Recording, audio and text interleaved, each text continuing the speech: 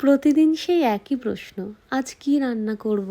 এই প্রশ্নটার উত্তর খোঁজাটাই যেন রান্না করার থেকেও বড় টাস্ক বলে মনে হয়। তো যাই হোক, আজ ফ্রিজ খুলে দেখি কয়েকটা সবজি চুপচাপ পড়ে আছে। ভাবলাম এগুলো দিয়েই কিছু একটা বানানো যাক। আজ বানালাম পটল, আলু, গাজর আর বরবটি দিয়ে একটা নিরামিষ পাঁচমেশালি সবজি। মশলা বলতে এতে দিয়েছিলাম আদা বাটা, জিরে বাটা, অল্প ধনে আর মৌরি বাটা, আর নুন, হলুদ, কাঁচা লঙ্কা, অল্প মিষ্টি, এসব তো আছেই।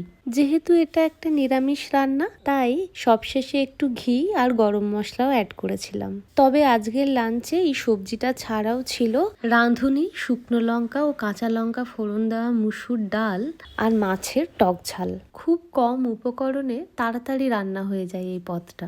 কড়াইতে সর্ষের তেল গরম করে 5 ফোড়ন দিয়ে কুচনো টমেটোগুলো একটু ভেজে নিতে হয়। তারপর তাতে অ্যাড করতে হয় নুন, হলুদ, চিনি আর অল্প সর্ষে বাটা। এরপর এটাকে একটু নেড়ে চেড়ে এর মধ্যে অ্যাড করে দিই আগের থেকে সেদ্ধ করে রাখা আলু। অল্প একটু জল দিয়ে সেটা যখন ফুটে যায় তখন ভাজা মাছগুলো এর মধ্যে দিয়ে দিই, আর দিই ভেজে রাখা কয়েকটা বড়ি।